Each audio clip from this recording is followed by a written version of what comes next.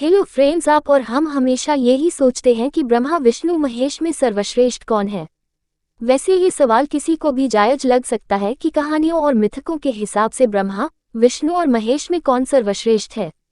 आखिर विष्णु और महेश की पूजा क्यों होती है, ब्रह्मा की पूजा क्यों नहीं होती, और क्या रहस्य है शिवलिंग के पीछे। ब्रह्मा और विष्णु में श्रेष्ठता का झगड़ा। शिव की श्रेष्ठता को लेकर कई कथाएं हैं। उनमें से एक कथा के अनुसार ब्रह्मा और विष्णु में एक बार श्रेष्ठता को लेकर झगड़ा हो गया।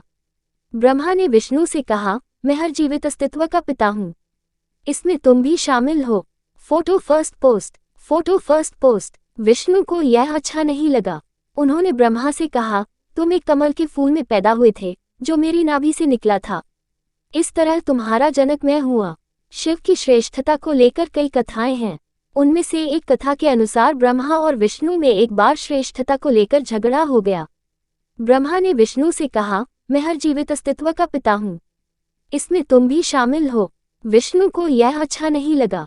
उन्होंने ब्रह्मा से कहा, तुम एक कमल के फूल में पैदा हुए थे जो मेरी नाभि से निकला था, इस तरह तुम्हारा जनक मैं हुआ। ब्रह्मा पूरे संसार के जनक थे तो विष्णु उसके पालक। ब्रह्मा रचते ही नहीं तो विष्णु चलाते क्या, और विष्णु संसार को चलाते पालते नहीं तो ब्रह्मा की बनाई दुनिया बेमतलब होती। दोनों के बीच झगड़ा चल ही रहा था कि अचानक एक अग्निस्तंभ अवतरित हुआ। वो अग्निस्तंभ बेहद विशाल था। दोनों की आंखों उसके सिरों को नहीं देख पा रही थीं। दोनों के बीच तय हुआ कि ब्रह्मा आग के इस खंभे का ऊपरी सिरा खोजेंगे और विष्णु निचला सिरा। ब्रह्मा ने हंस का रूप धरा और ऊपर उड़ चले अग्निस्तंभ का ऊपरी सिरा देखने की मंशा से।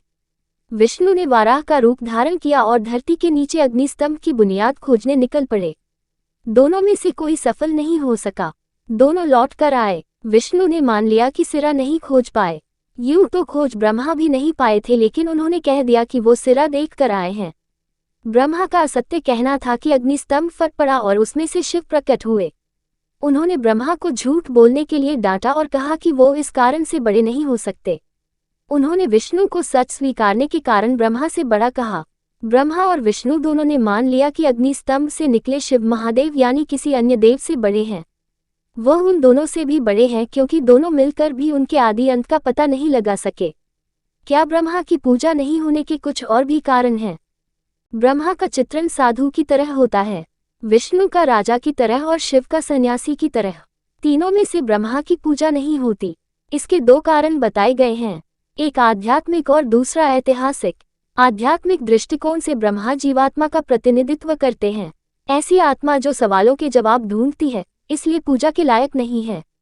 विष्णु और शिव परमात्मा का प्रतिनिधित्व करते हैं, जिन्हें सवालों के जवाब मिल चुके हैं।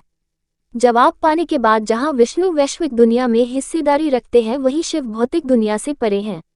इस वजह से विष्णु की आंखें हमेशा खुली रहती हैं जबकि शिव की आंखें बंद होती हैं। ऐतिहासिक तौर पर ब्रह्मा कर्मकांड के शुरुआती दौर का प्रतिनिधित्व करते हैं, जब यज्ञ को पूरा करने के लिए तमाम तरह के कर्मकांड किए जाते थे।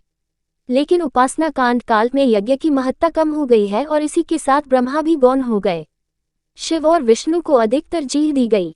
शिव शिकारी के जीवन दर्शाते हैं, जबकि विष्णु गृहस्थ के जीवन का प्रतिनिधित्व करते हैं। शिव और विष्णु की पूजा करते हुए हिंदू समाज अपने भीतर के द्वंद्व से निपटने में सफल रहा कि भौतिक जीवन को भोगा जाए या इससे दूर रहा जाए। शिवलिंग निराकार का प्रतीक है, लेकिन शिवलिंग की पूजा से जुड़ी हुई कोई कहानी है क्या? लिंग पुराण में एक कथा है।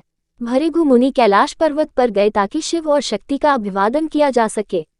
उन्होंने देखा कि शिव के ऊपर बैठी शक्ति संभोग में तल्लीन है, लेकिन भृगु मुनि के अचानक आने से भगवती शर्मिंदा हो गईं और अपना मुंह कमल से ढक लिया।